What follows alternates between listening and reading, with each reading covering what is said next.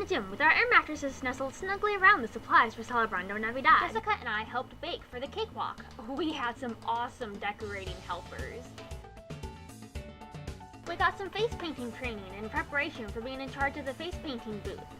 Experts we are not, but it was sure fun. The bulk of the preparation we did on the first day was making Christmas bags for kids in Rio Bravo. It was a crazy amount of stuff to do, but God was good and our team worked together beautifully. Thank you, Hannah, for this footage of a flying zebra. As much as we would probably tell you that we were worked to the bone, we had time for fun too. There was a park that was just a quick hop, skip, and a jump over a fence away. Got to walk across the border and spend about an hour in Progreso, Mexico. Originally I thought that was the company that made soup, but apparently that is not the case. I got over 2 pounds of gummy worms and my life is made forever. I don't need anything else ever in my entire life. Every morning and evening we had a praise service with singing, preaching, and prayer time. It was a great time of learning and motivation for all of us.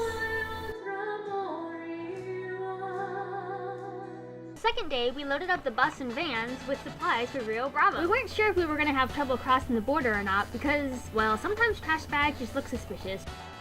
And apparently I fell asleep. We arrived at the church in Rio Bravo with no complications and began unloading the vehicles. Did I mention the insane amount of mud? Sometimes you needed 4-wheel drive, sometimes you needed a boat.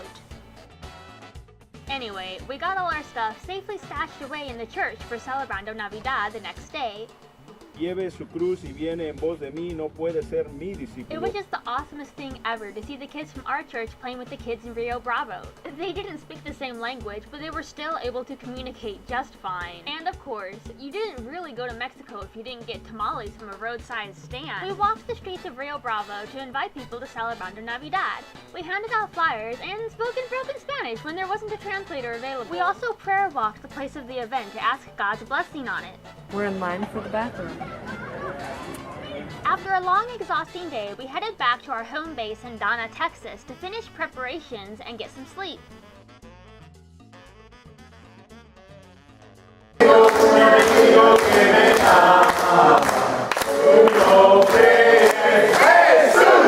next day, after a rather small amount of sleep, we headed back to Rio Bravo. The idea of Celebrando Navidad was not just to minister to their bodies by providing them with food and fun, but to provide an atmosphere saturated with the gospel. This is the day before we set up.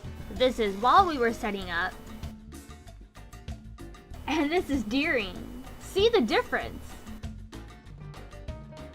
Pero María guardaba todas estas cosas meditándolas en su corazón. Every 45 minutes to an hour, the activities would pause for a short time for preaching. At the end of the day, cups of beans and chili were given out. After the food line, children got gift bags and parents got food supplies. Afterwards, we decided it was time for a celebratory dance. We loaded up, went back to Texas, and then the next day returns to our home in Oklahoma 12 hours away. In the bus it takes 14 hours, although one of the vans made it in 9 hours, which makes me a little suspicious of their speedometer.